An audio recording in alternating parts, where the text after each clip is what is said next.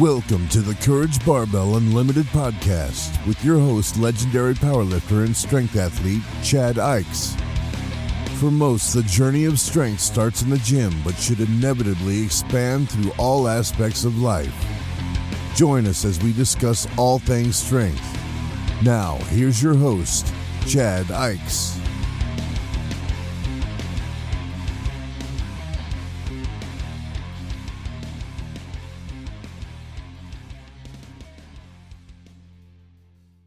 Hey, everybody.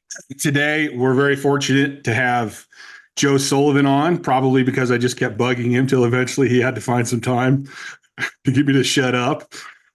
For those of you that don't know Joe's been lifting for a long time, probably longer than I think most people understand.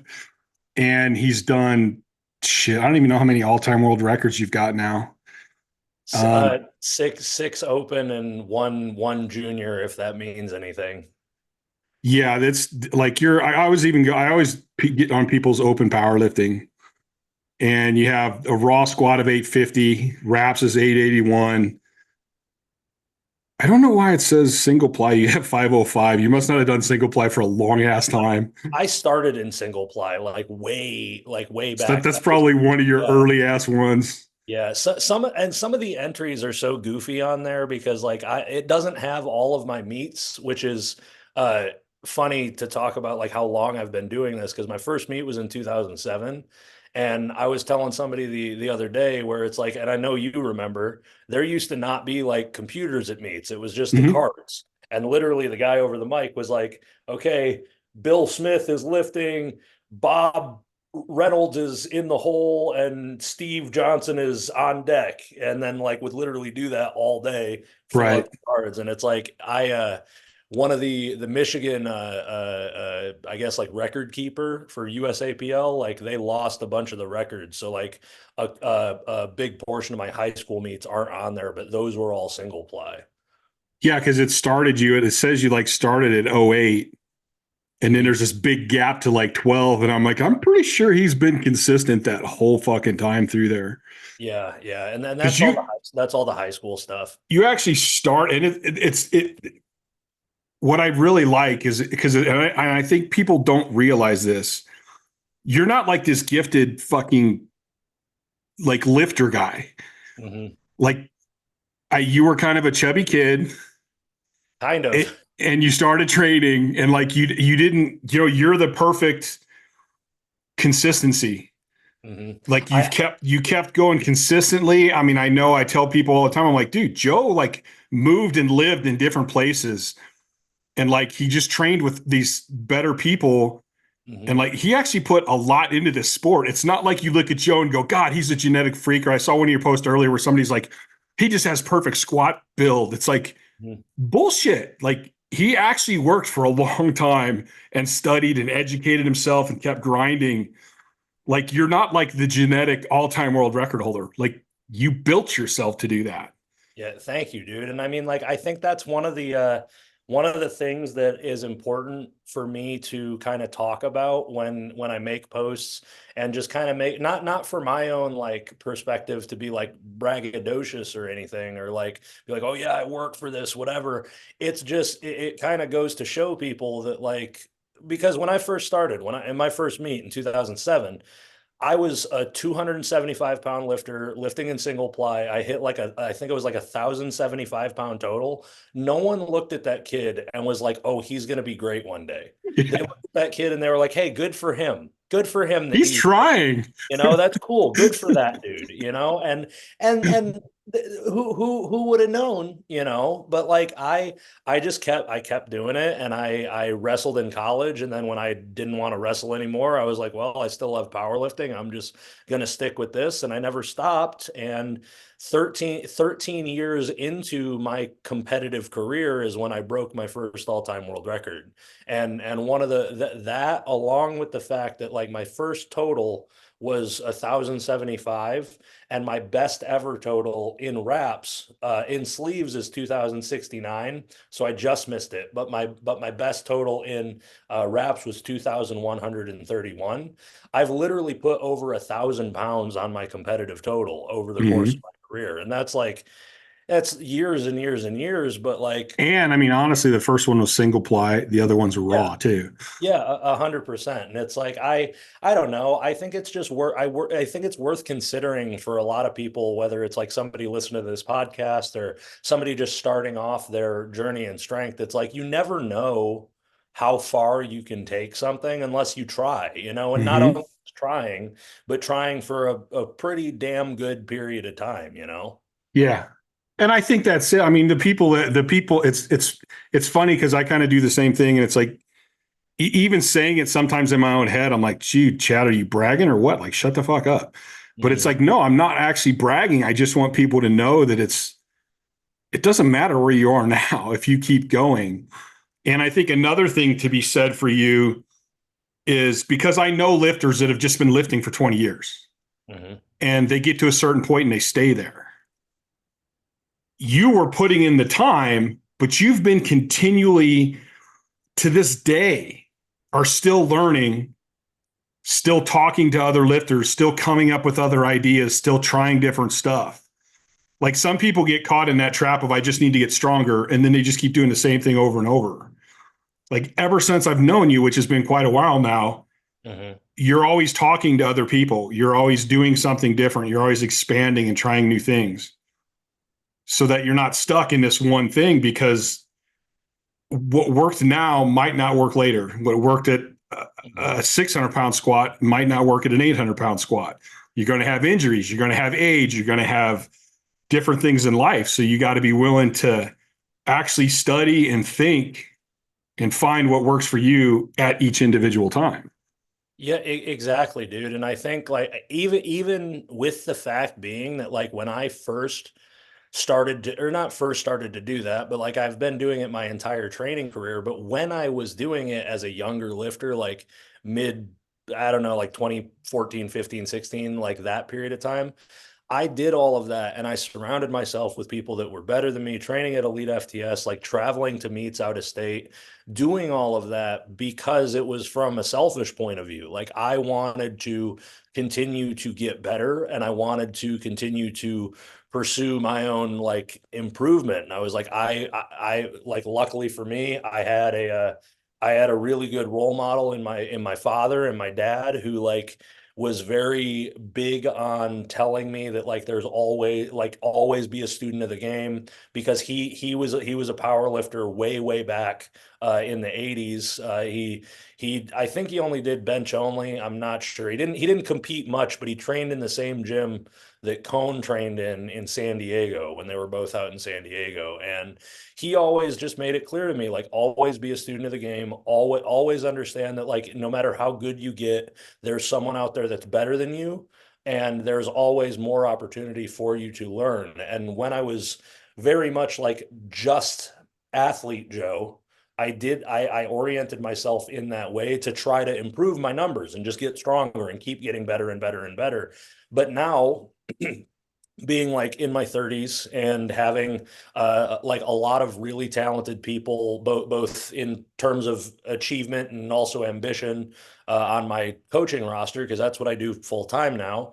I still try to do that because it puts me in a better position to serve the people that work with me.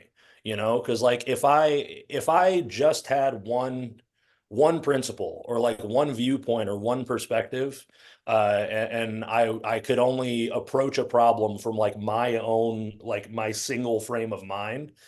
If that didn't work for someone that was like looking to me for answers, then I'm like, what do I do now? Do I reach out for help or do I do this or whatever? It's like, fuck, I don't know if this is going to work, bro. But now that I have so many, not only so many different perspectives that have like helped me establish my own like viewpoint or like different ways to look at things. Mm-hmm.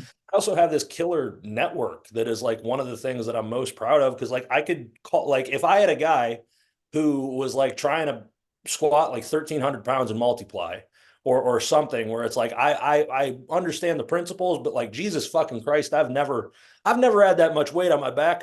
We kind of have to like think a little bit differently with that. Mm-hmm. I could call Chad Ikes or like Dave Tate or like somebody, Mm-hmm. Yeah. or someone who's doing I don't know, a guy who's in like Brazilian jiu-jitsu. Like because I talk to like different people in terms of sports performance and nutrition and whatever, I could call a couple of guys over there and like figure it out. It's a Yeah. real it I always just think it's easier, or it's not easier, but I just think it's better if we operate from that like abundance mentality where it's like we can all elevate one another and like learn Yes. from this person, learn from this person. If he wins, I win concurrently, than rather being like, well, it's my way, so I'm going to stick with my way. I don't know what this is, so I'm like, I'm not going to fuck with it type stuff.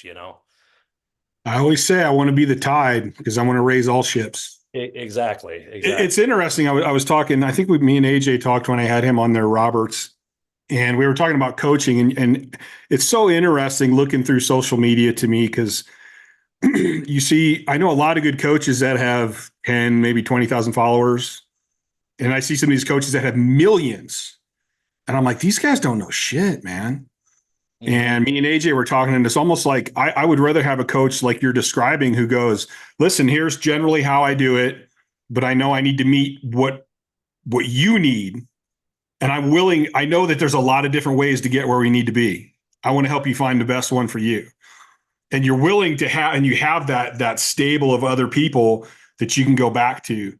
But it seems like the guys with the millions and millions of followers are the guys that go, this is what you need to do. I know what you need to do. You need to do this exercise. You need to do this. And it's like, dude, if you really knew, you would know that it doesn't really work that way. Mm-hmm. It's the Dunning-Kruger effect. It's like the more confident you are in something, you sometimes, it's not always, but the more confident you are, the higher likelihood it is that like you might not actually know everything that you're talking about. Because Right. like extreme confidence is kind of dumb.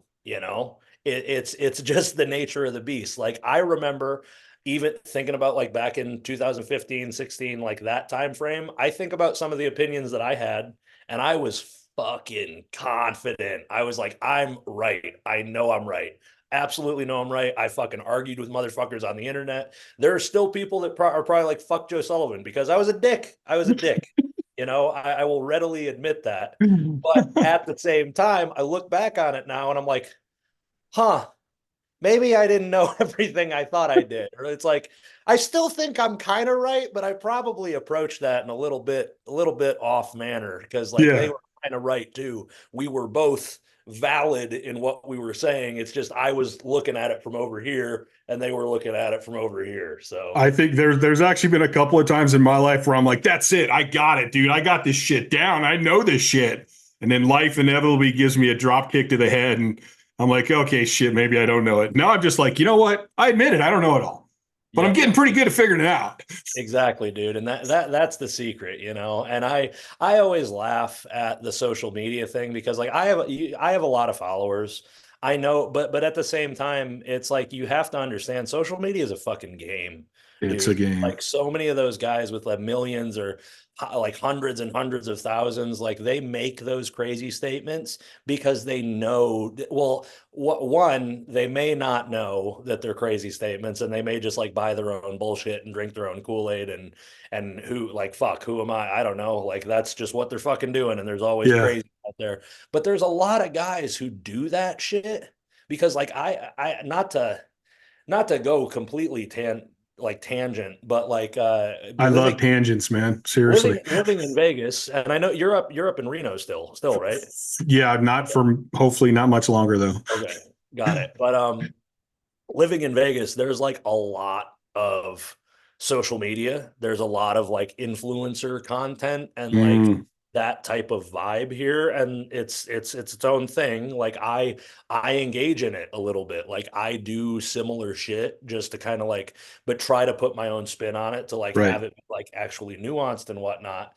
But a lot of those guys, like just talking to them in real life and like having like personal relationships or like just conversations with them, they do that like absolutist statement where it's like, it has to be this, or like fuck it, or the guys walking through the grocery store where it's like, this chemical will kill you, and like fuck that shit. Like they do that intentionally because they know it's not right, but they do it because they know it's gonna fucking blow up on the internet. And Yeah. like ultimately it gets more people on their page. Ultimately, it gets more people seeing their products that they're selling or whatever, and they make more money. It's just social media is so weird, dude. I mean, I could look at that from a different side too. Like, go, okay, so if you get someone to follow you because you do something like that, but then they actually start learning when they really follow your content, it's kind of a positive then. Exactly, dude. Like, is it really bad at that point? It's just So like, yeah. one of the guys that fascinates me, and I'm going to bring him up because I know you know him, is Mike Israetel. Yes. And I have not been able to get a hold of him. I would love to talk to him on this podcast. I literally just was DMing him earlier today, so I'll mention this to him because he says stuff sometimes, and I'll see the clip, and I'm like, "What the fuck did he just say?" No, he can't. Why did he fucking? I'm like all confused. Yep. And then I go, I know he's doing that because I think he's a little bit of a smartass, which I like. Not a little bit. He's literally the most sarcastic dude that you will ever talk to. And he's incredibly intelligent and incredibly quick-witted. Because I'm sure, because it pissed me off when I saw it. Like, I love Mike, but I've literally talked to him and Jared both. And I'm like, I'm going to make response content to some of your guys' dumb shit because people don't know that you're fucking kidding. Yes, Don't know that you're that's the sarcastic. problem. That's because he made that one video where he's like, I think about violence all the time. I think about squeezing people's heads off and gouging eyes out and fucking I take steroids and it makes me want to kill everybody and I don't fucking blah blah blah. And it's like, from my perspective, it's like, yeah, we're all crazy. I think I've gotten into fights. I'm a violent guy. I know how to control it. The thing is, this shit doesn't make you do that. It brings out characteristics that are already inside of you. If you're a violent person or have a capacity for violence, which Mike does because he's a very talented jiu-jitsu athlete. I was a collegiate wrestler who also worked as security for a long, long time. Capacity for violence, it brings it out sometimes, but it's still on you to control it. And I hate that fucking shit sometimes because I love Mike. I love Jared, but like people don't know that Mike is being sarcastic with a lot of the stuff that he posts, and he's never going to clarify it because of what we just said. It makes the content go fucking crazy. Yeah, and he's doing good, and his app's doing good, and like I'm so fascinated. Like every time I say, God, I gotta figure out how to get a hold of him and get him on here. Because it makes it like at first I'm like, what the fuck did he? Why did he? And then I start thinking about it, and I'm like, oh, okay, I know what he's doing. Because it riles you up, and then you're like, this motherfucker, what the fuck are you? And then it's like, wait a minute, he's probably did that intentionally. You're like, then I'll go watch a video or something. And I'm like, oh, okay, now it makes sense. Yes, I love Mike, but that's like, even if let me tell you a story. This is because actually this is a good story, and if Mike ends up listening to this, I apologize for like just recounting it. I don't think that he'll care, but just have to say it. The first time that Brianni and I actually hung out with Mike, like outside of the gym, and like when him and his wife Crystal lived in Las Vegas, we'd go get sushi like pretty much every week, just like after training sometimes. So we did this regularly after a while, but like the first time that we went out to dinner, Mike's immediate like first interaction with me and Brianni was literally like, so how do you guys like to fuck one another? Just completely deadpan. And it's like Mike is the type of guy that is so smart, so effective at what he does. He's a very good businessman. He's a very good coach. He's a very good educator. He's just very good at what he does. He knows exactly how far he can take things and then just reel them back to get people laughing about it, because it's like, if you get Mike on this podcast, he's probably studying you too. He probably asks these questions and then analyzes your response to the craziness. He's that type of guy. Like he is. I know that like everybody says, oh, this guy's like one of the smartest people I know, one of the smartest people I know. Like Mike is, it's stereotypical, but he's very much that guy. He'll do these things to intentionally get reads on people and be like, how, like, are you cool? Or are you going to get pissed off if I fuck with you? Or are you going to get pissed off if I fuck with you, but like fuck with me back? So then we're going to have fun with it. It's like he does it intentionally, and he's good at what he does and everything in the professional world in terms of like antagonistic shit and like riling people up. He's also very good at that. So it's like no wonder that he's successful in both of those And he endeavors. seems like he has guys with dry sense of humor crack me up. And he Yeah. seems like he'll just say shit and you won't even, there's no expression. And you're like, dude, how did you say that without not chuckling or laughing or making some sort of face? That is exactly it. He's Mike's a super interesting guy, but like even me, like, because I love the RP dudes. Like Jared's one of my best friends. Mike is like I've actually Mike actually, and this is funny to reference because it shows how long that I've been doing this stuff and how long Mike has actually been doing this stuff. But Mike wrote me a letter of recommendation in 2014 to go get my master's. And he, like, it's just funny because like that was shit, that was a decade ago now. That's actually insane to say out loud. But like that's how long I've known of Mike and how long we've like communicated. So it's just a very ongoing thing. Like we've all been doing this shit way too long. But he's a cool guy. He's very I smart. don't think most people really understand, especially with social media. I don't think they understand how long people been doing this.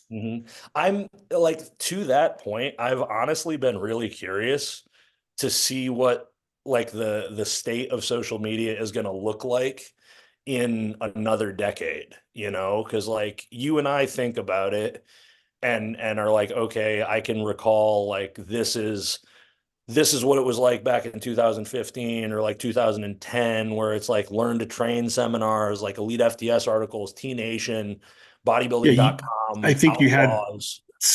you had some forums starting up at that Yeah. time. Yeah, and it's like there were always these like not leaders, but like guys that you knew, like pillars of the community, that it was like this guy, this guy, this guy, this guy. And now in 2024, like there still is that, but it's different. It's weird because there's like these interesting little like micro celebrities that like pop up because there are dudes in the IPF or like even like WRPF, like untested feds, multiply, whoever it is. There are guys that like get really good really quick, Mm-hmm. but they're gone just as quickly, or they really lean into the social media aspect where it's like they're trying to make money from it, which like more power to them. Like we all have to make a living, but it becomes very clear who those people are by like how long they actually spend doing or participating in a sport and then like giving back to a sport. Because like look at so many of the influencers out there, like how many of those guys are actually like either like sponsoring meets or like volunteering at meets or like being a ref or like just doing the shit that like actually facilitates the sport happening, or are they just kind of like participating in it in like a glorified way? I'm really curious to see It how it's going to go over the next like it couple of almost years. seems like it's and I think this exacerbates the persona that people just come up and get really strong. Because it Hmm. seems like back in our day, you'd start reading articles and you'd start seeing people at nationals and you'd kind of start following their career. And Hmm. you would see them grow and get stronger. And hey, what are they doing now? Where now it's like people watch social media and they just want to see the big lifts. Hmm. And then so they're not watching guys that are coming up. They're seeing them when they're big. And then when they stop competing, even though they're coaching or they're still learning, they kind of stop watching them for the next new guy that just came up. And so they're Hmm. always watching this little window of people's careers and not seeing what they did to get there. Or since I'm old now, seeing like who are the lifters that were on top, but now they're still healthy at 50 and 60, 70 years old. Because Hmm. I mean, I would hope if you're in your 25 or 30, you're thinking enough to go, well, okay, this is not my living. This is what I do. And I want to be healthy my whole life. So who are the guys that destroyed themselves? Who are the guys that got through healthy? Hmm. Kind of a Absolutely. thing. But Yeah, we're dude. just stuck on this little popularity, this little world of distraction where we're only seeing people at their very peaks and their very bests?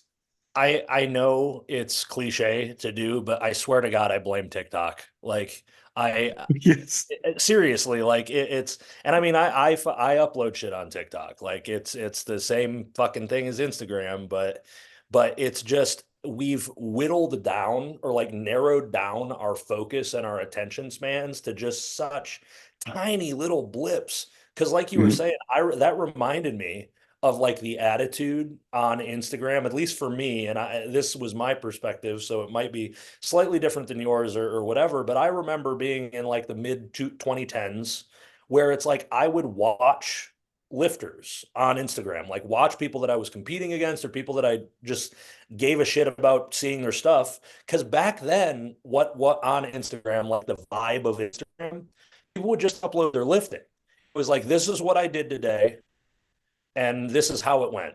It was that was what Instagram was in powerlifting, and it's like you could literally track. Like I remember, especially like dude that really sticks out in my mind was like me watching Dan Green in like 2014 ish time frame, Right. where it's like I knew Dan squatted on Monday and he overhead pressed on Wednesday and he deadlifted on Friday.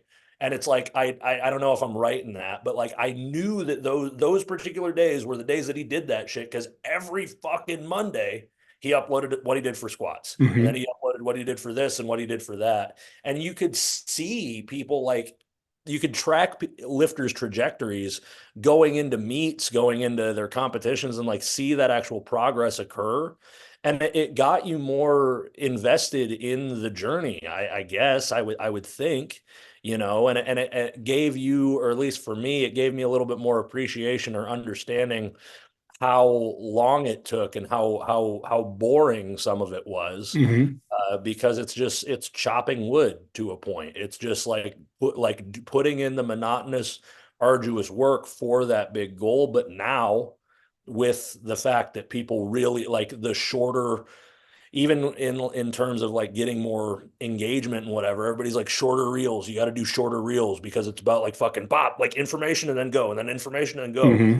It's like people just want to see like the big lift and then be done, or like the funny thing and then be done, or the educational thing and then be done. It's like fuck, we have there's no, and I don't want to that's not entirely true, but like what I was going to say is like there's no investment, there's no like no actual care given to like the work behind the expression of the thing. And it's like Hmm.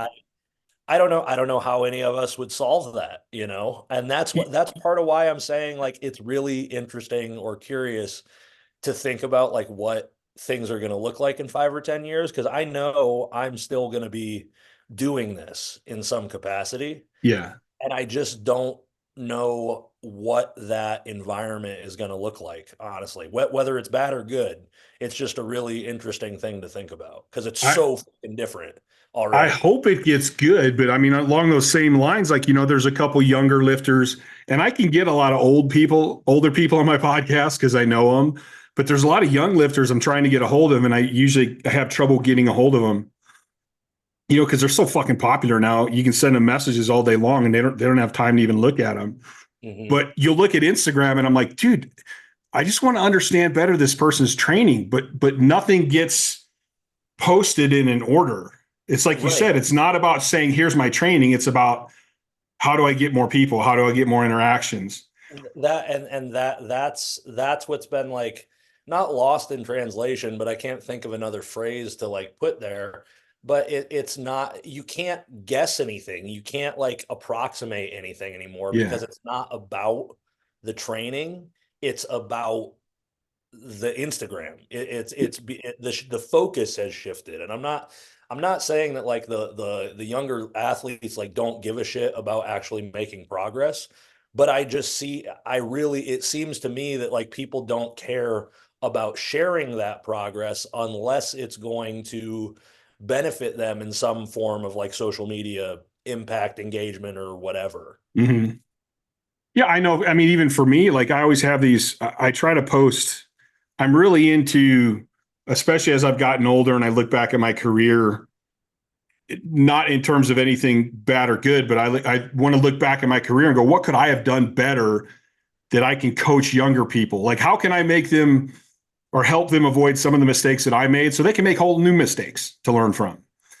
And so you get, it's like, dude, I got to say this in a minute and 30 seconds, preferably in 60 seconds. And I'm like, I can't, this is too involved to say.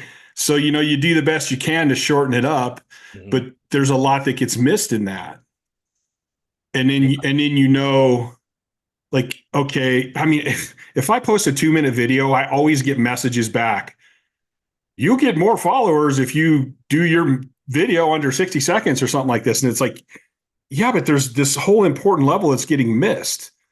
And I think part of like what you just said about the monotony of it, there's a point where you're only going to do so many exercises and you're going to do a lot of the stuff over and over and over. And I think there's a lot of young lifters that don't realize that. They're like, no, I'm going to go, I need a new exercise today. I'm going to watch social media until I find a new exercise. And then I'm going to do a new exercise next week. And then next week, I'm going to do an exercise. And I have some of my online clients that are like, I'm bored. Can we do something different? I'm like, dude, I had you do that exercise for 3 weeks and you're bored? Mm-hmm. Like, don't you know that I did basically 20 to 30 exercises for fucking 15 years? Yep, exactly, dude. And it's like, it's just a really, I don't want to, not a hard conversation, but it can be a hard conversation because it just like the way that people look and the way that lifting and training is portrayed on social media these days, it's all about Instagram. So therefore, what is Instagram? It's all about excitement and engagement and new and cool and oh shit and funny and this is cool, blah, blah, blah. So like people, I think people kind of lose their appreciation or understanding towards the fact that it is sometimes gonna be boring. It's sometimes gonna be monotonous, and it's just about chopping fucking wood or laying bricks or whatever the imagery you need to understand it. It's like you're not, I don't know. It's a hard thing because like you have the podcast is good.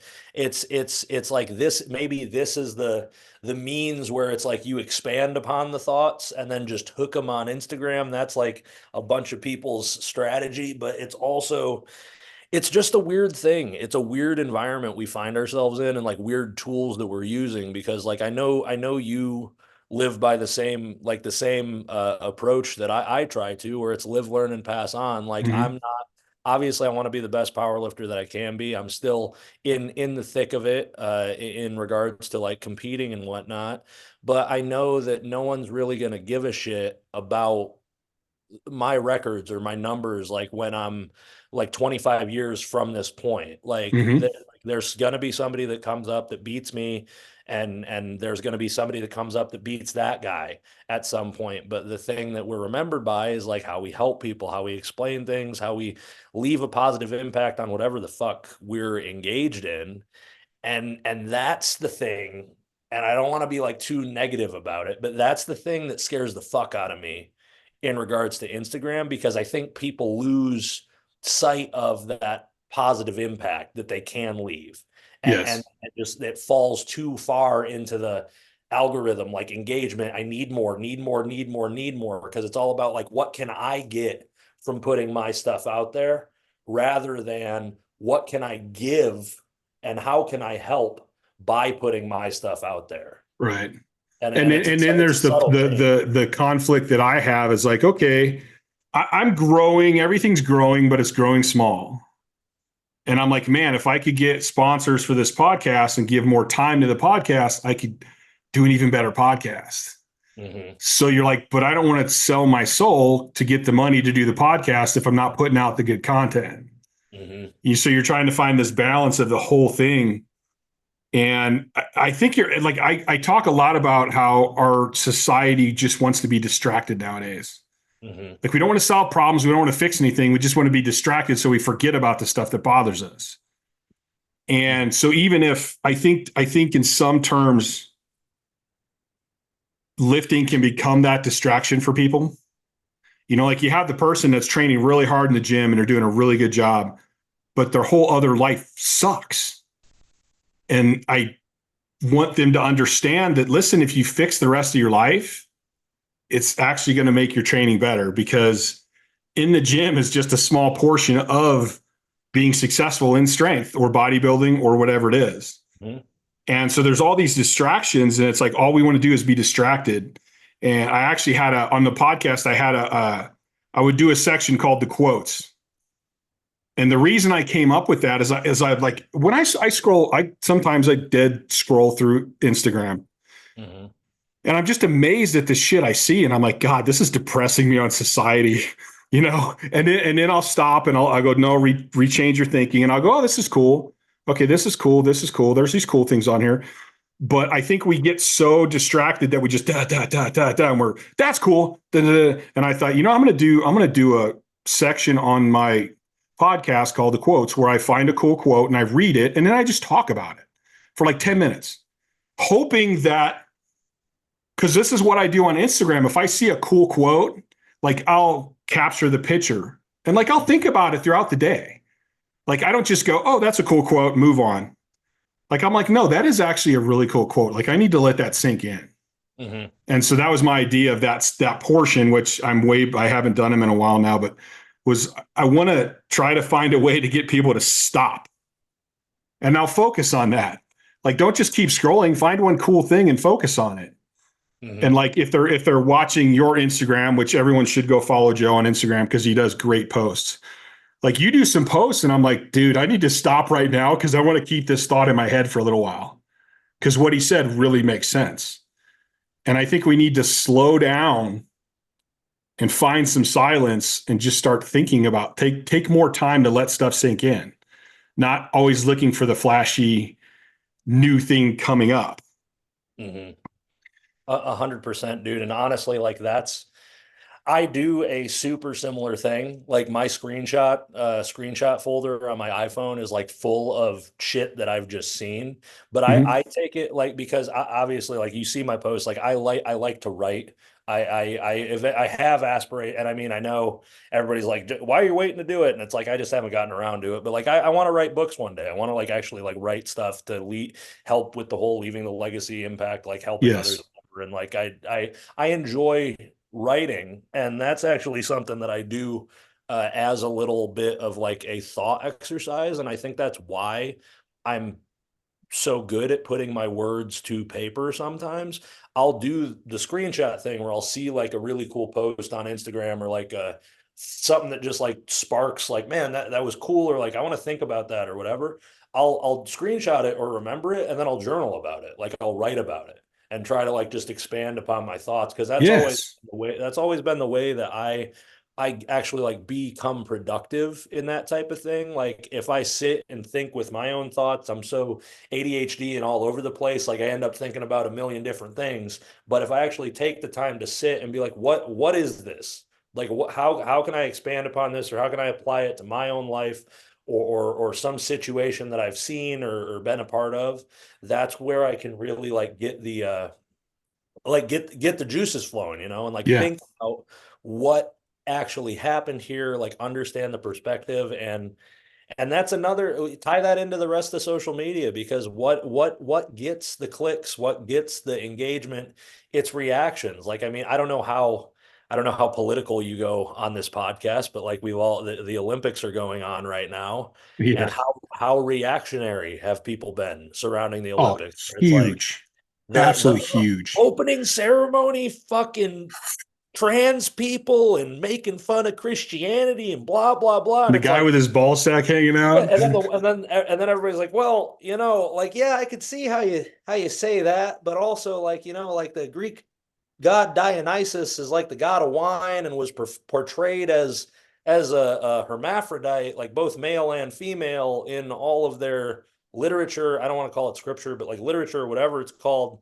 And also on like all the old like vase artwork, they're portrayed with male and female genitals.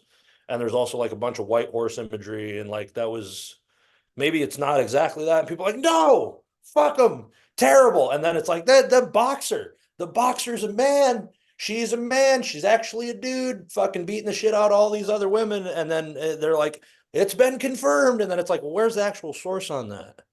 And they're like, well, it came from the IBA. And it's like, what, the International Boxing Academy? Like, what's the source on that? Like, who said that at the IBA? And it's like, oh, it's a Russian official. And it's like, oh, and he only said that after she beat a Russian athlete.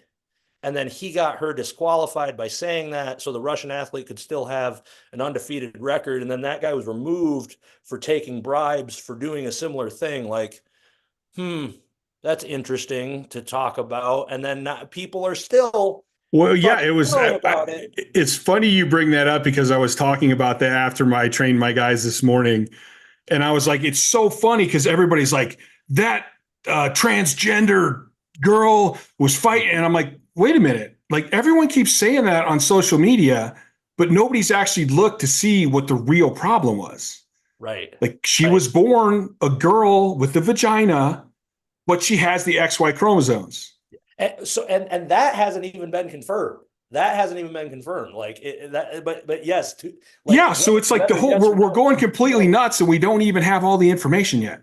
Exactly, dude. And it's like you to your point of just people finding the value in stopping and thinking, it's like, rather than getting mad, rather than getting upset and offended or whatever, and this is both sides of the aisle. Oh yeah, either side, they both do it. Yeah, because I won't even say my own like preferences or political affiliations or whatever on here. It's like, if we all just took a second and shut the fuck up, just shut up, just stop, just chill for a sec and thought about it, or maybe like looked into it a little bit deeper, we'd all be so much better off. And I just so much.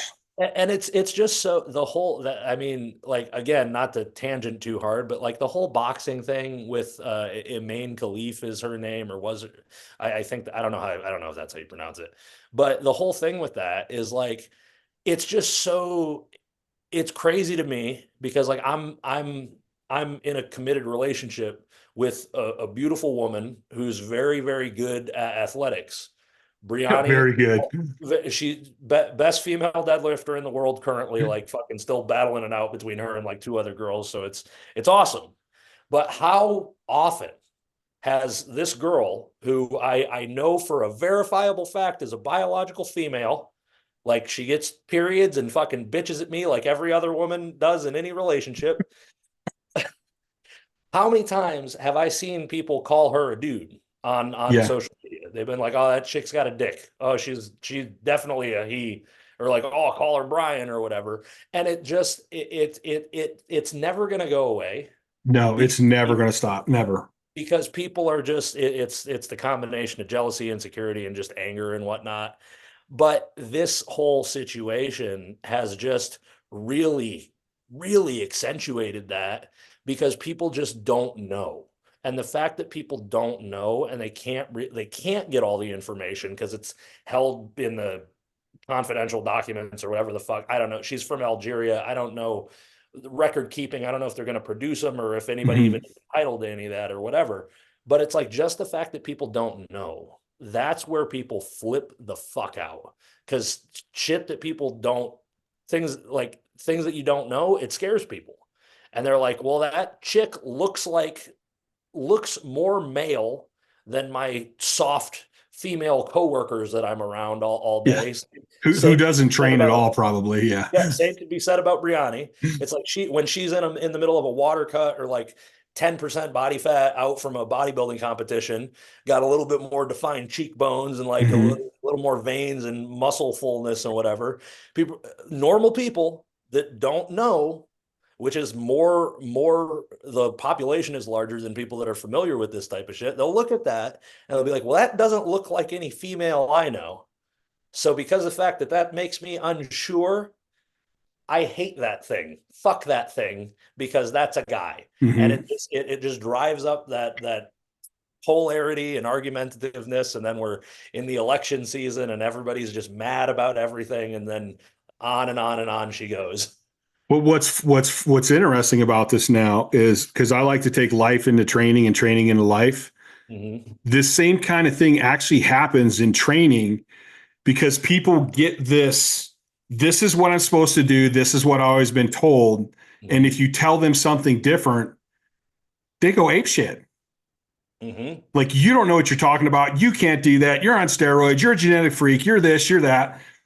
And it's like, just ask me questions. I'll explain it to you. Like, I'll explain exactly why I feel the way I do.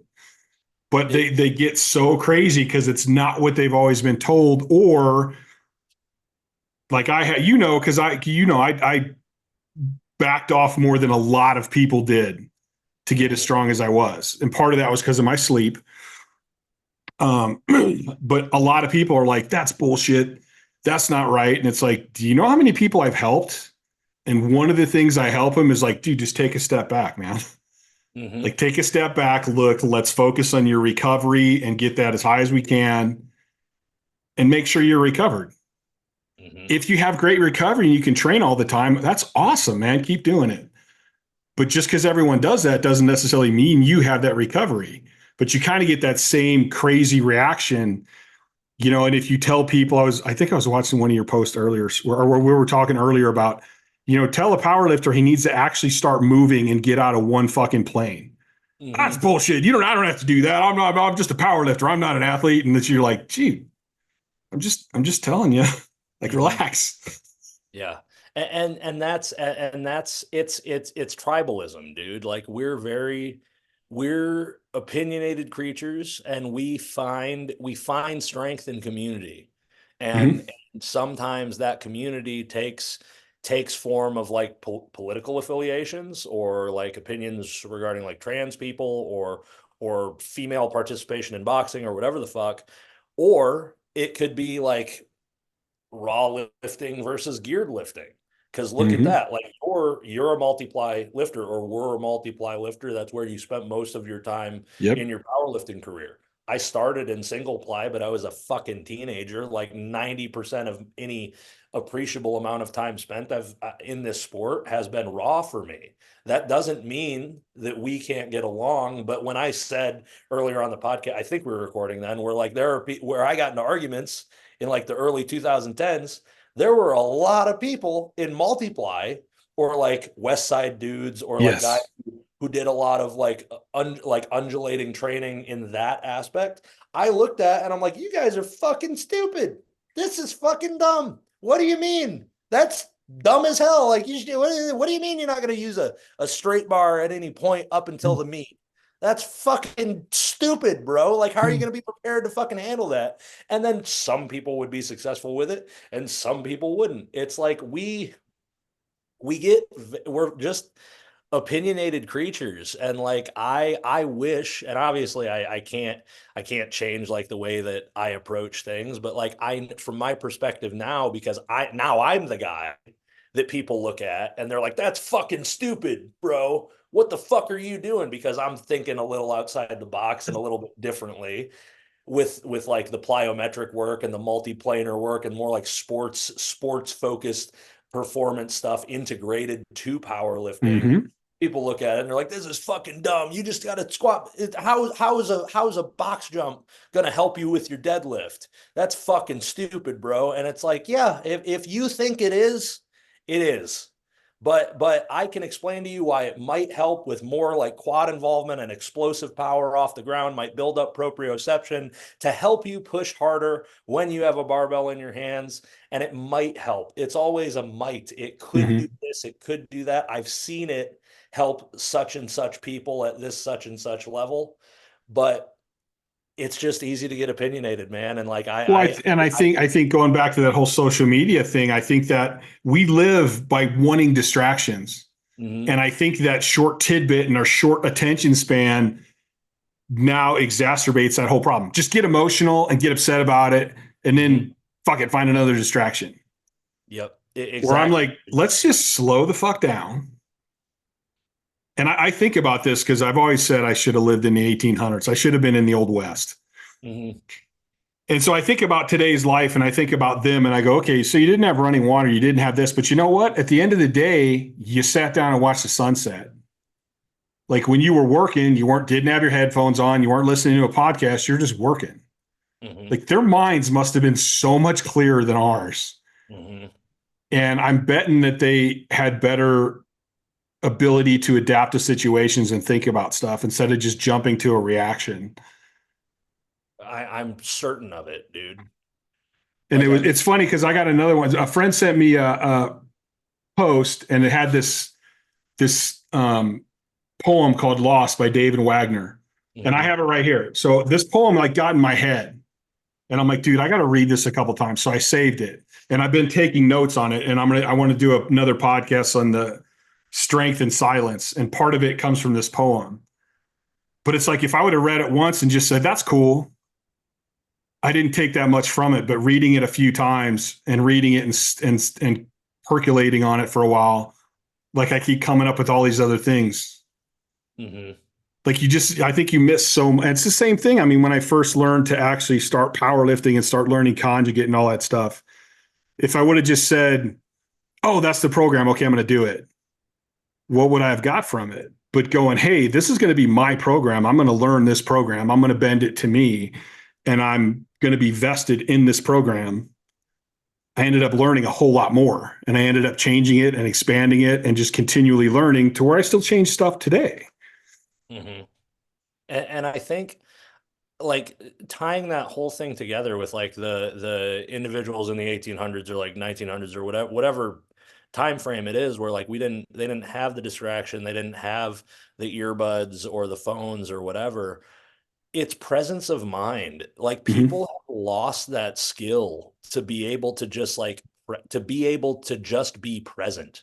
Like I told Chad before we were on this podcast, like I'm gonna go record some of my fucking content shit later today. That's a video that I'm gonna make because I'm sure you just saw it. Or if not, you're going to see it soon because that Menno Henselmans just posted a study where like they actually put people in training environments. I think it was like 30 lifters, and they had like half the group look at Instagram in the middle of their workouts, and then the other half like just didn't. They were just nothing going on, and like there's a marked decrease in performance of people who were looking at Instagram versus the people that weren't. And who knows if that's due to some like dopaminergic weird like brain communication shit or just some type of distraction thing.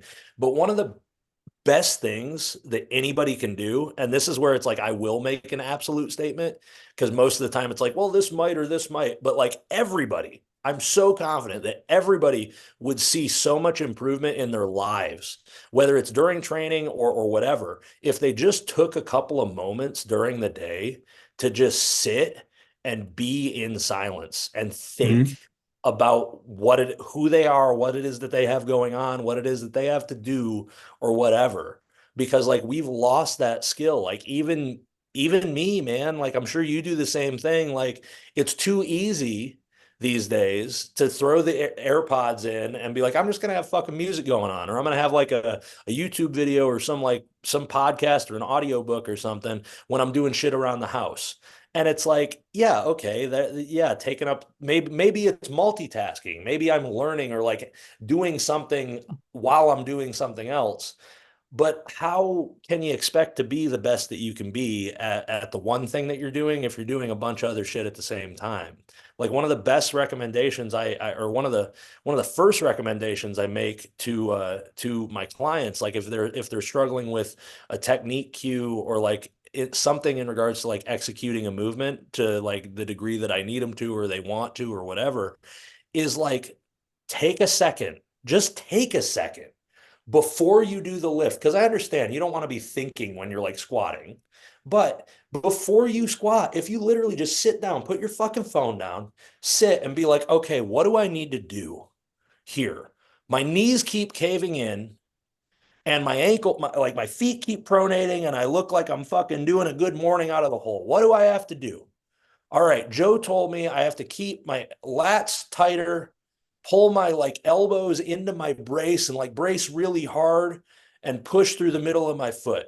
Just think about what you have to do while you're doing the thing. And holy shit, I can't believe that that's some like crazy thought provoking thing to say because it's going to help you do the thing better. Just being present, having the presence of mind to like actually analyze and think about what you're doing while you're doing it whether it's a skill you're trying to perform or like sitting with your significant other. Like shit, man, like 2024, how often do people go on dates and then they're both just fucking Like they're never actually present. They're just like in this weird, not future, not past, not present, like just zoned out almost. Exactly, man. And it's a real it just ties into the whole conversation I of like think back social media to, I don't fuel. know, you're old enough that you probably trained without a phone or access to that. Yeah, yep. Like you remember when, like, I remember training in my basement as a kid, and you're like, okay, you're doing heavy sets, so you're doing 5x5, so you're taking 2 or 3 minutes in between, and you do your five and you sit down if it's squats, and you're like, when you finally catch your breath, and then you start thinking about, okay, I got another five I got to do, and you start thinking and visualizing it, and you get up and do it. And nowadays you see people, and I do this too. There's times where I take my phone in the gym and I'm like, oh, set's done. What's on Instagram? And so there's no real thought into, I mean, it's different for me because I can shut it on and off really good now, but it's still, how much better would it be for me to just sit there and think about getting ready for my next set instead of getting on my fucking phone? Yeah. And I do, like, I tell, I'm really big on walking. I think walking is huge. I think like the 10-minute walks after meals that Stan does is huge. But everybody wants to take their phone with them. Everybody wants to listen to something. I go, one of the things I do for sure is I'll do videos when I come back from my walks, but I won't let myself answer text or emails or anything when I'm on my walks. And, I love riding my BMX bike. Dude, my phone's in my pack. I don't listen to nothing. I'm just out riding, and I'm enjoying the fact that, hey, I'm 52 and I can ride this cool ass 20-inch BMX bike, and I'm out here and I can feel the breeze and the sun, and like, dude, this is awesome. This is great. And I don't think people understand the power that they can get from that. And even if you take it into training, okay, now I'm actually living in the present, and I'm grateful as fuck for what I'm doing right now. So then my body's down into a parasympathetic state, and it's actually recovering, and I'm actually digesting good, and I'm healing. And like, that's the shit that makes you better from training. And I don't think people correlate all that stuff. No, I'm sure they don't. Cause I mean, dude, like I didn't know you were 52. You're 52. Yeah. I didn't know you're that fucking old. Goddamn, dude. I'm an old motherfucker. You're older. That's Brianni's dad is fucking 52. That's crazy to me. I had no idea. That's awesome. But he's actually, I'm coaching him into his third powerlifting meet ever. Oh, that's great. So it's fucking awesome. But I was saying, like, so many people don't realize that how interconnected it all is, because it's so easy to be distracted. But like, what do you get out of that distraction? Even if it's a little bit of a response, like like you said it earlier on the podcast, like it's easy to fall into that hole of like scrolling on Instagram and being like, that's fucking stupid. That's fucking stupid. That's fucking stupid. And getting that negative like feedback from it. And even though it's just on your phone, that still tells your brain like, hey, stress, bad reaction, and doing that when you're trying to recover from a set, when you're trying to recover from a training session, it's one of the most counterintuitive things that you can do. Because the conversation about the nervous system states, like parasympathetic versus sympathetic, that like whole umbrella term is like one of the biggest areas that I've actually like sought improvement over the past like 4 or 5 years. And I swear that's a huge component of how I've been able to continue to progress into like 31 now. And I've been able to continue to put pounds on my total, pounds on my total, pounds on my total, because I take that part so seriously. Like even going so far as the crazy holistic shit. Like we have a cold plunge in the backyard and a sauna, and I do the 10-minute walks post meals. I do the intentional like breathing exercises while I'm in the cold plunge and all that shit. But like people just don't it's easy to think about things in vacuums or like little Little little compartments. little compartments, where it's like, this is just my training, so I just have to worry about my training. This is my relaxed time at home, so I just have to worry about my relaxed time at home. This is just my work and blah, blah, blah. But we're human body, human being, like brain piloting the meat suit. Mm-hmm. It doesn't just fucking compartmentalize that Yeah. shit. Compartmentalization is a survival tactic for us so that we can get through something. It's not supposed to be an all the time thing. Exactly. That's if there was one thing that I could get everyone to understand, it would be to start looking at the big picture. Mm-hmm. And I mean, and why not anyway? If you can learn to control your mind better and control your feelings, I guarantee your relationship's going to get better.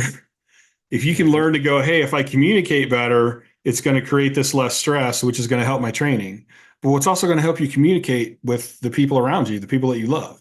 Mm-hmm. Like Exactly. it really all intertwines. And this is one of the big arguments I have about balance. I have a lot of discussions with people that are like, you can't have balance if you want to be the best in the world. And I don't know if we ever talked about it, but I think no, you can't have completely equal balance if you want to be the best in the world, but you have to have some sort of balance. Mm-hmm. Like if you, okay, your all-time records, Brianna's one of the greatest female powerlifters of all time. Mm-hmm. I guarantee if your guys' relationship is shit, both of your training's probably not going to be very good. Absolutely. But if your relationship is great and you're there and you're supporting each other, your training is going to go awesome. Mm-hmm. So I think, and this just popped into my head. So it could for sure be like expanded upon, but I don't think you need balance, like you said, but I think you need understanding. I think you need that, like that accept understanding and acceptance that, like, while you're in this period of time, like Bree, this is her fifth competition in 12 months. Like, she's done a That's a lot over lot. this. It's a lot, dude. And And that, because that's powerlifting and bodybuilding too. yeah, she got her, so it's August 4th. She got her pro card in women's physique July 24th of 2023. And now we're in August of 2024, and she's like a week and a half out of a powerlifting competition. So she's done one bodybuilding show and four powerlifting meets. And in three of those powerlifting meets, she's broken an all-time world record. Yeah. So it's been a lot. But knowing that it is a lot and it takes a lot out of her, that's where the communication and the understanding is paramount. Because, like, we have absolutely not been able to like do normal couple shit.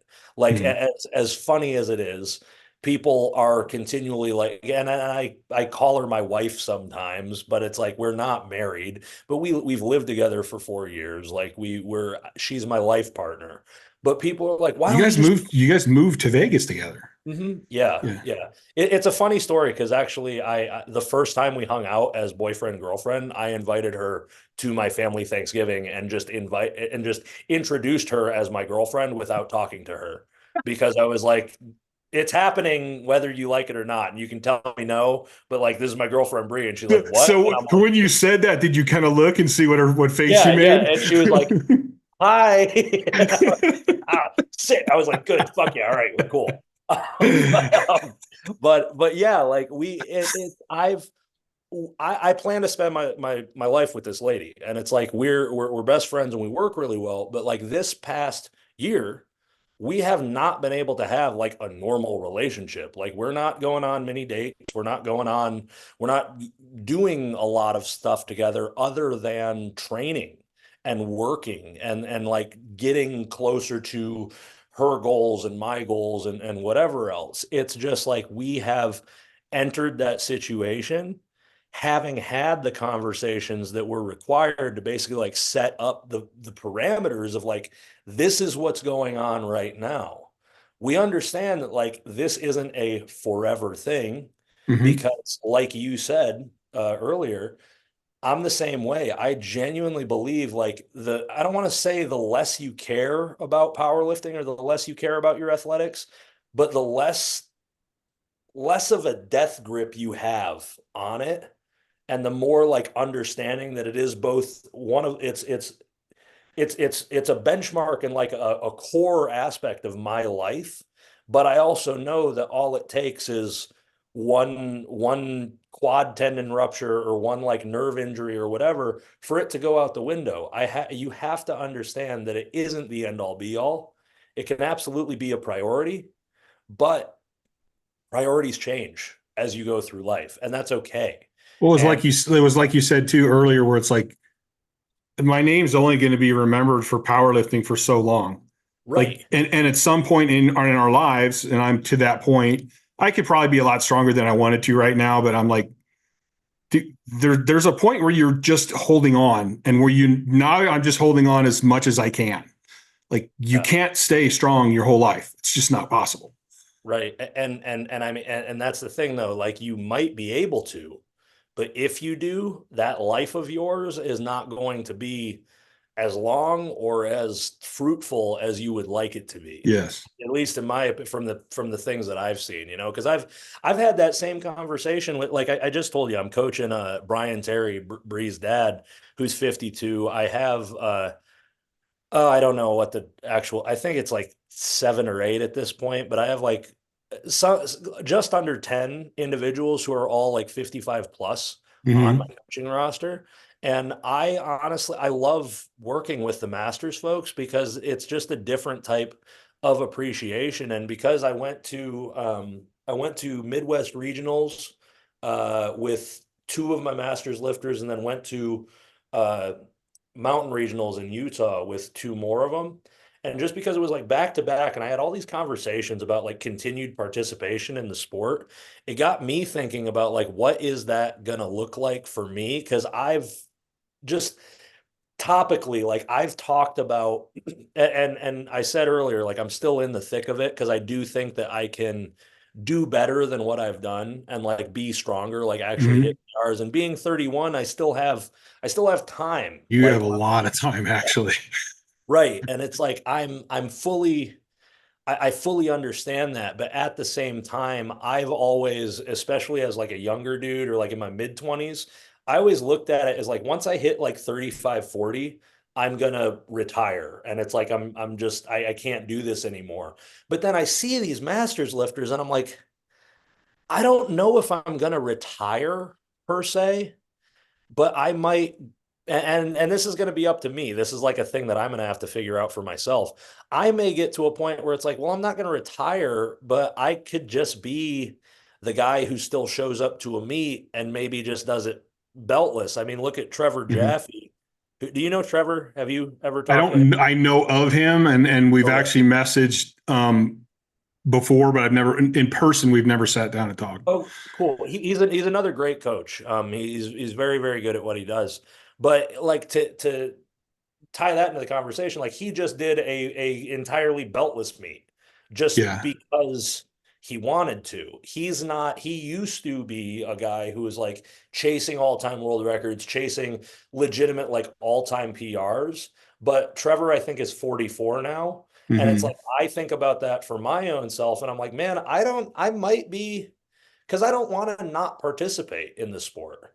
And it's like I might be one of those guys where it's like, well, maybe like not like lifetime goal. I think I can hit 900 pounds at 242 in sleeves in squat. Like I want to do that. But let's say I do that when I'm 35, hitting a 600-pound squat when I'm 40 is still pretty fucking cool, Yeah. and pairing that with also like focusing more on health and like just getting away from the actual like finish line as being the goal. Like we were talking about Instagram being like, we're just so focused on the highlight reel and the big stuff, Mm-hmm. and actually just enjoying the journey and the process of doing it. And I think I that's one of the reasons I admire masters lifters so much, because it's the exact like the epitome and of I that. think that's more what it is. It's not as like it's not this pinpointed focus goal. It's more of I'd like to compete, and I want to have fun while I'm doing it. And for me, it's weird for me because there's part of me that doesn't want to do any masters competitions because I've already been at such a high level. Mm-hmm. I'm kind of like, yeah, but a lot of masters are guys that are getting into it later in life, and I don't want to come in there and like just fucking try to smash anything. But like I like right now, well, first of all, I'm getting my back healed up, but like I'm like, man, I would like to do some more Highland games. And I'm like, master shot put, that'd be fun. And so like I don't know if I'll compete in powerlifting again. I haven't ruled it out because I still love training heavy. But yeah, it's just it's different. And then you're like, okay, I don't want to get so wrapped up into it like when I was younger, because I do want to be healthier. And the fact of the matter is there's hardly any 400-pound, 70-year-old men out there. So at some point I have to let myself keep getting smaller, which I am slowly, and you get smaller, you're not going to be as strong as you were to some extent anyway. But it's an interesting area for sure. And then I think like what you were saying earlier with you and Brianna, it's like, no, I think you guys do. You still, the balance thing is to me is like the balance of scales of justice. If I'm doing this or this, man, I'm in balance. Right. I haven't tipped a scale over. So like right now you're like, hey, Brianna's having this year. She's kicking ass. She's doing this shit. We've actually communicated and talked about it. So we're going to be a little here right now. We're not going to be doing so much couple stuff, and we're going to be focusing more on our training, but you guys have communicated. So your balance is still good. And then maybe you do a competition and then maybe it comes here, or maybe, but you guys are still in balance. It's just not perfect balance. And if we're talking balance, who the hell has a perfectly equal balanced life anyway? I don't know anybody. Exactly, dude. And it's like, just look at I can't remember where I saw this, but like one of the most simple but profound things I've seen in terms of like communication and like couple shit is like, 'cause everybody hears like, oh, a good marriage or a good relationship is 50-50. Absolutely fucking not. No, it isn't. I hate that. Yeah. A good relationship, whether it's like platonic or romantic or professional or whatever, it's always in flux. It's always the scale of justice going up and down. Sometimes it's 70-30, sometimes it's 60-40, sometimes it's 90-10. And yeah, those periods of time where it's 90-10, that probably fucking sucks for somebody. But if you have that conversation and the understanding, it's like, hey, it's where we're at right now, and we're going to make it through it, Yeah, it's almost like it's more important to have communication and know that when one is in a stronger situation, they're going to give a little more because they have a little more to give. And when one's in a little weaker situation, the other one's going to pick up. And you know that that's fine because that person's going to do the very same if it flip-flops for you.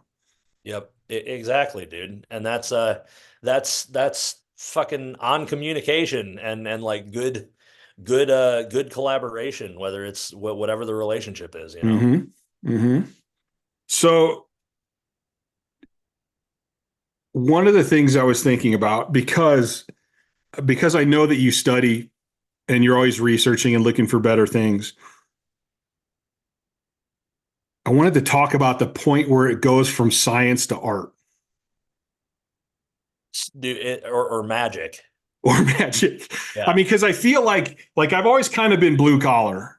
I don't mind researching it. I don't mind the studies, but like once I go into the studies, I start looking into them and I go, wait a minute, but what about this? What about this? What about this?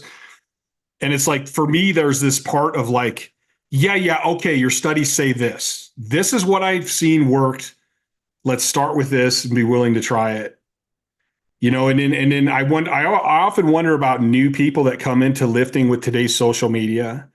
And like, I just want to go, listen, just go find an old book, read it, and start training. And don't worry about all this shit yet. Like, get your basics down. Because I think people jump in. I mean, like somebody's like, well, I want to lose weight, so I'm gonna see how Ronnie Coleman trained. And I'm like, well, are you going to look at what Ronnie Coleman first did, or are you looking at what he did when he's the best in the world? And that's like an interesting, especially with your online training. Do you have people that are new and they come and they They want it to be some fancy ass thing, and you're like, no, you need to start like here with the basics. All the time, dude. And it's always like, that's one of my favorite things to think about. Like, not the guy coming to me and being like, oh, I want to do the crazy thing. But the whole, the integration and the blend between like what actually is like science or like evidence based, and then the magic and the art over here. Because like there's a lot of like, rather than thinking about one client, and just because I'm like more biased towards bodybuilding right now, a huge thing in bodybuilding has been like, bodybuilding is full of, pardon the brashness, but like we were talking about Mike and Jared earlier, it's full of fucking dorks. It's full of nerds that really, really love thinking about the scientific aspect of stuff. I think that's true. Well, this had, and I mean, so is powerlifting. Like powerlifting has gotten a big uptick of folks who are very, very focused on the data and the volume, and like like the trending of this with like all these spreadsheets in Excel, and like according to this RPE projection, this will put you at blah blah blah, whatever the fuck, Mm-hmm. you know. And it's like, it's not a bad thing, but with bodybuilding, sometimes it becomes really apparent how like common sense isn't exactly the most common thing. Because like the thing I'm thinking of is, in bodybuilding, like huge amounts of research and literature have been put forth or put toward like what actually causes like the most hypertrophy to occur. Is it the mechanical tension? Is it the range of motion? Is it the progressive overload? Is it like, what is actually the root cause of these signals being sent that is like, grow more muscle, grow more muscle? And there's a huge proponent, or like a huge school of thought, where people are very much more focused on like lengthened lifting, and even like doing lengthened partials, which is like, if you were to do like a big a dumbbell bench press, but then like go all the way down, but don't come up to the peak contraction, basically just hang So out and you're then you're almost you're doing a partial through the longest range. yes, exactly. And like there's a huge Didn't Ronnie Coleman always did that, didn't he? that's the thing. That's the thing. That's where because I'm not in bodybuilding. I'm not a bodybuilder. I've never competed in bodybuilding, but I'm a dude who loves lifting weights. I love the science and love the research. I have my degrees and shit, but at the same time, I'm a dumb fucking meathead. I'm stupid as hell when it comes to this stuff, and I just like to fuck myself up at the gym sometimes. So it's like, did we really need like funded research and scientists to tell us, oh, if you spend more time at the shittiest part of the movement and make it hurt the most, that's going to cause the most muscle to be built? Did we have to fund that? I struggle to kind of think about like, why was this necessary? And then even to go even further with that, Oh, you're in my head, man.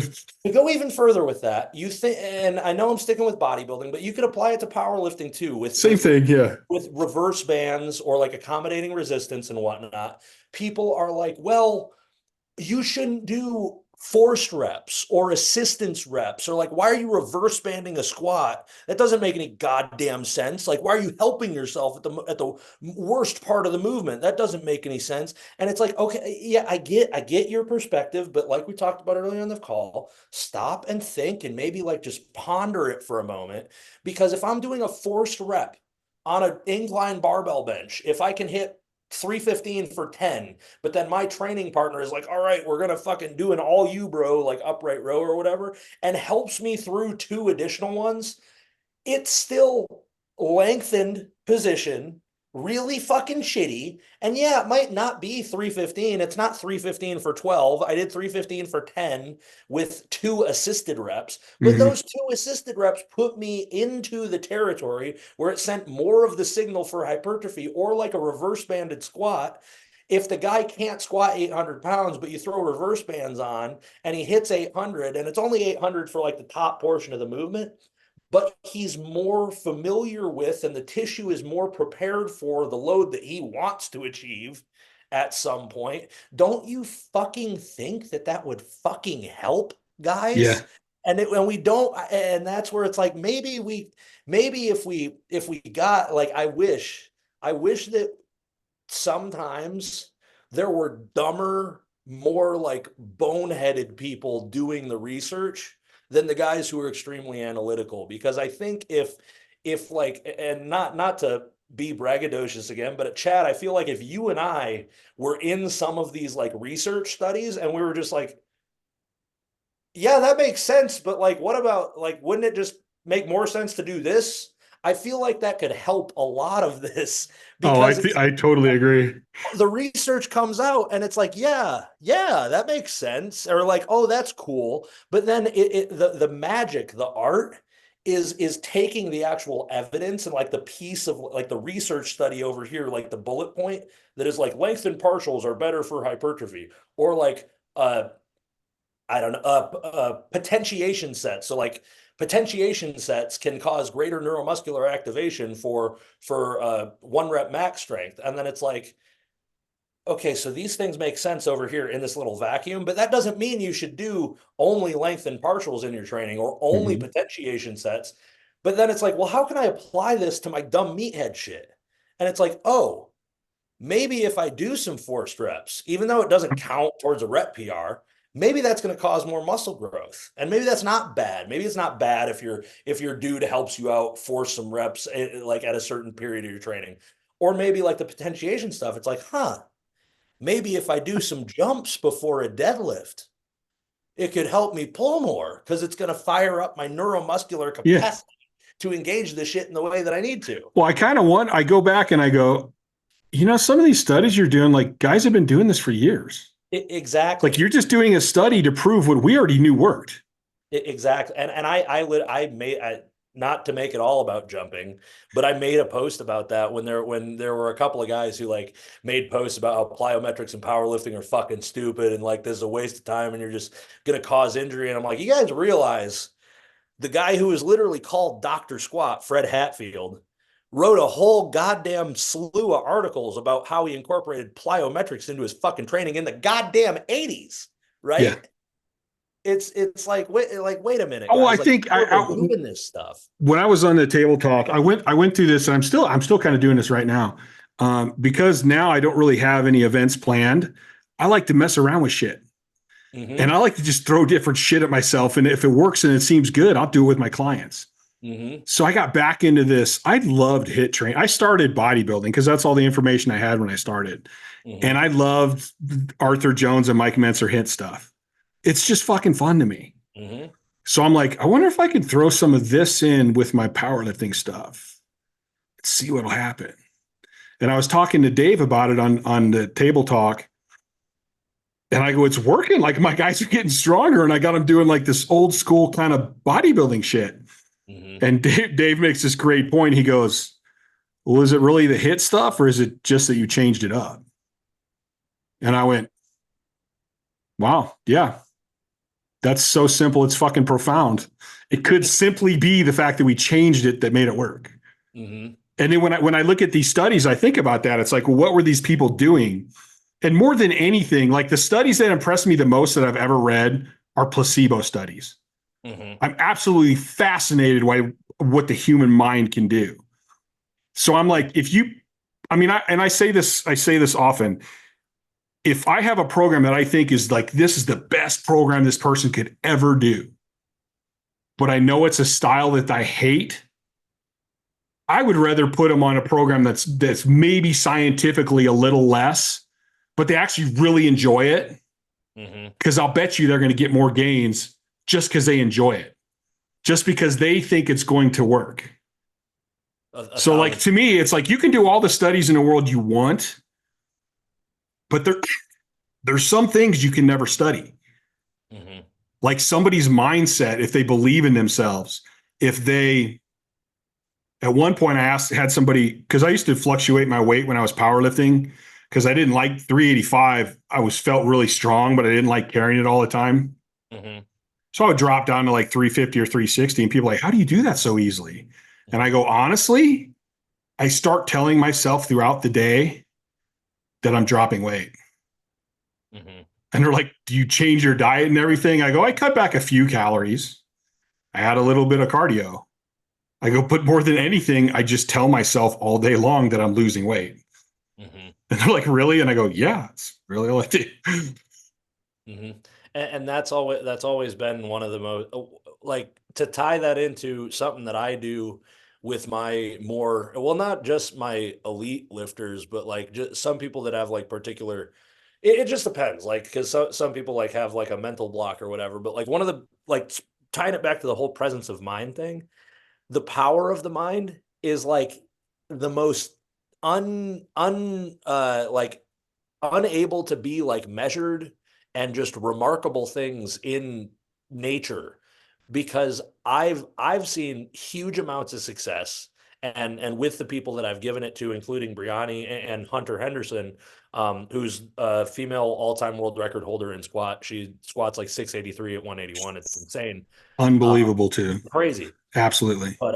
But have it like doing meditative practices prior to their training, doing some actual like guided meditations in regards to like either confidence or execution or like a particular thought process, to just drive up that, like, hey, I can do this. Hey, Mm-hmm. I am this. I am the best in the world. I am such and such. It's like there's the whole like toxic positivity thing where it's like, I'm the greatest, I'm the greatest, Yes. I'm the greatest. Like, I think that's a little bit too far, when in the way that people like just completely buy into their own stuff, buy into their own bullshit.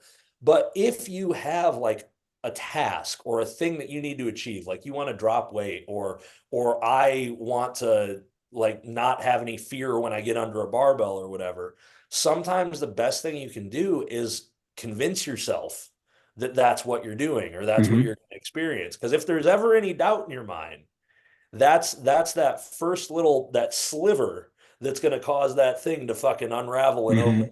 It's like you have your will has to be iron and steadfast first before you make any type of physical armor. And just think, I think with the over the top stuff, I think that's almost like in the Matrix when they said Yeah. they made the Matrix perfect and people were rejecting it. Mm-hmm. I think there's too much, dude. Your body's not even going to believe your shit now. It knows everything's fake. But Yes. just Yeah. think if you did, and I've never thought about doing that actually before training. I mean, I kind of do it naturally myself, Mm-hmm.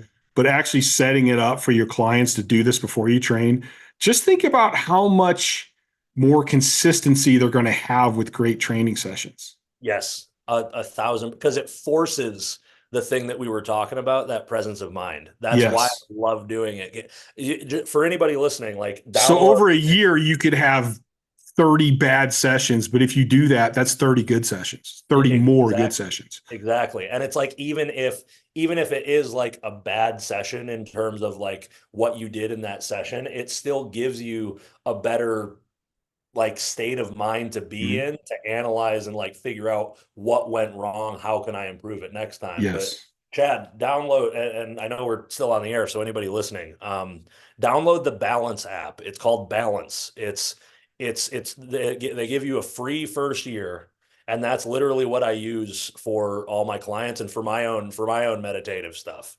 Just because I can't remember what it was, but I think like some neurologist group or something like dumped like a couple $1 million into this app. So they just decided to do like the first year free. And then I think everything after is like $60 or something. I don't know. Hmm.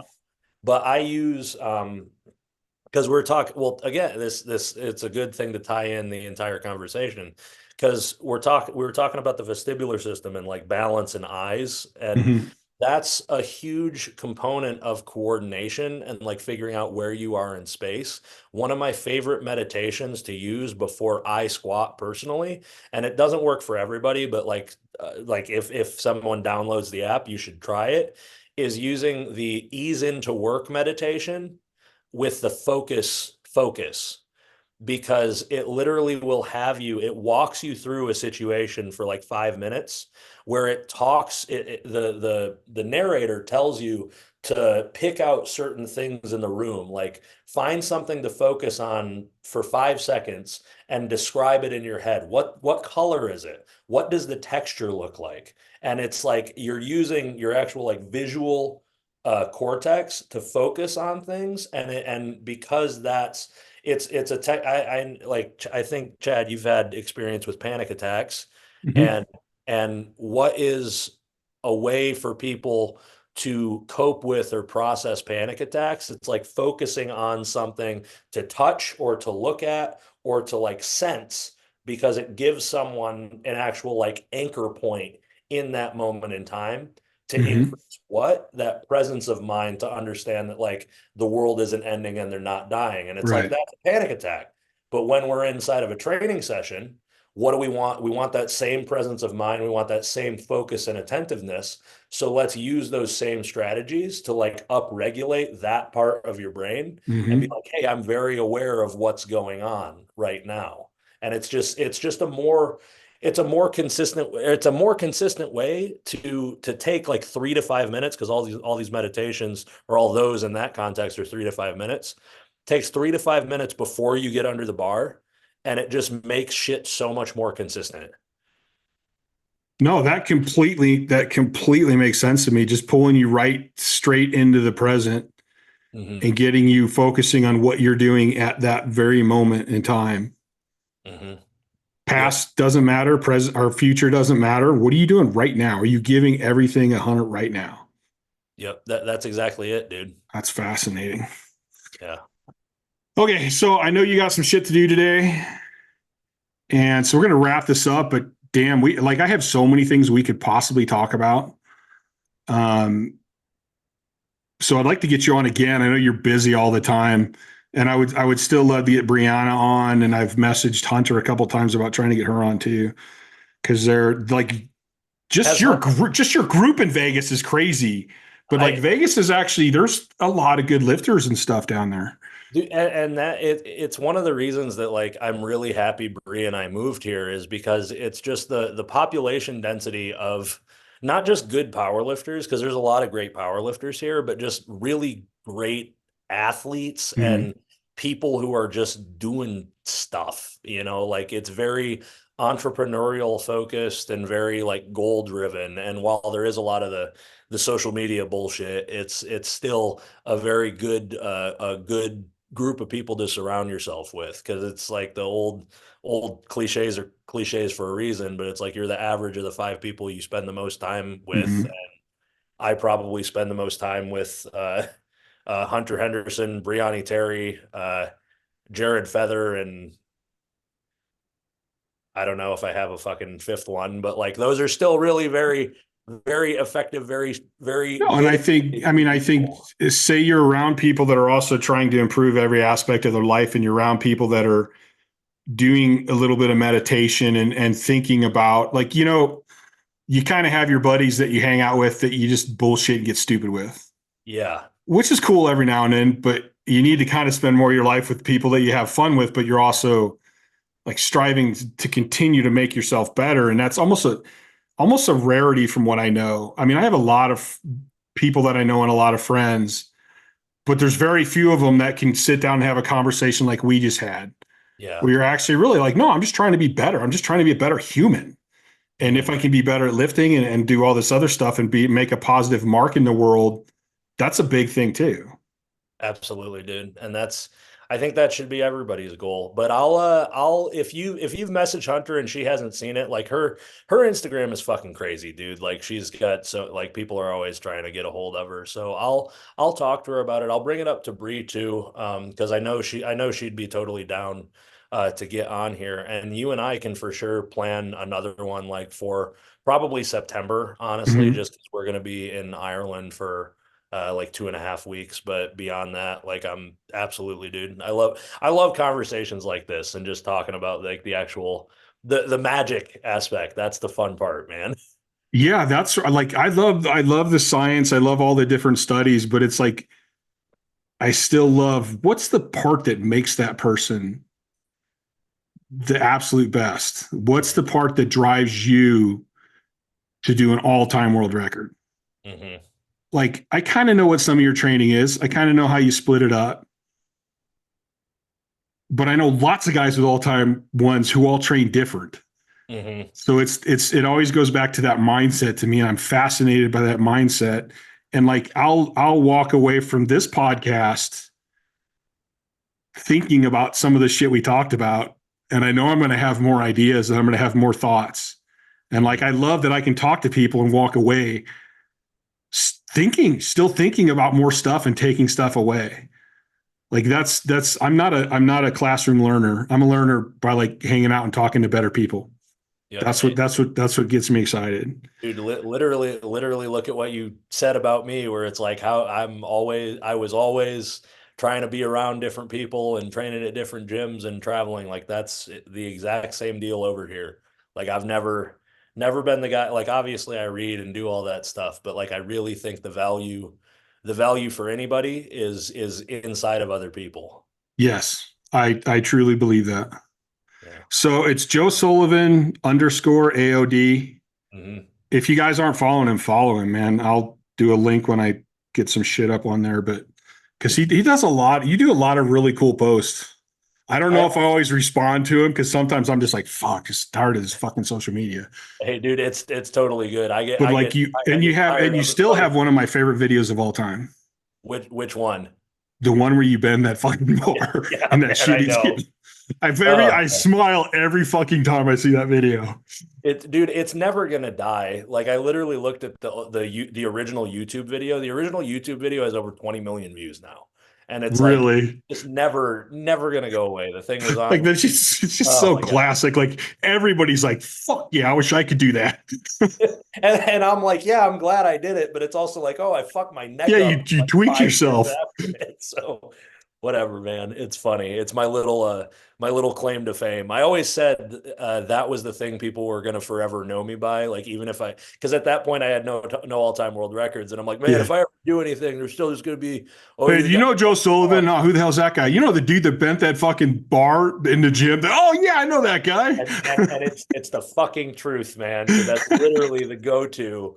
It's like, oh yeah, you're the guy, right? And I'm like, yeah, I'm the fucking guy. It's cool. All right. Thanks, Joe. I'm going to hit my outro here. Until next time. Awesome. Thank you, dude.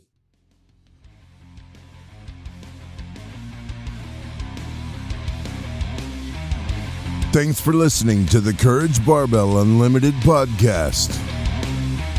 For more information, please visit couragebarbell.com. Until next time.